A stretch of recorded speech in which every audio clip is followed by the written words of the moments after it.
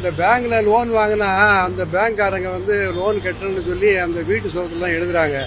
அது பெரிய தப்பு. லோன் கட்டுறவங்க ஒரு 6 மாசமாச்சு ஒரு டைம் கொடுத்தா அவங்களுக்கு அதுக்கான பேமெண்ட் இஷ்யூ பண்ணுவாங்க. இல்ல அவங்களுடைய எதனா ஒரு ரீசன் இருக்கும்.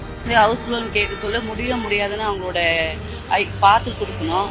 கொடுத்துட்ட பிறகு அவங்க முடியலன்னா இப்படி எழுதி வச்சு அவங்க ஃபேமிலியில் எல்லாருக்கும் இரிட்டேட்டிங்காக இருக்கும். அதால ஃபேமிலியே ரன் பண்ணுறது, பொண்ணு எடுக்க மாட்டாங்க, நிறைய பிரச்சனை இருக்குது. இதனால அவங்க லைஃப் போக சொல்ல வர சொல்ல அவங்களுக்கு இரிட்டேட்டிங்காக இருக்கும். அவங்களும் மென்டலி அஃபெக்ட் ஆகி they also take wrong decision and they end their life.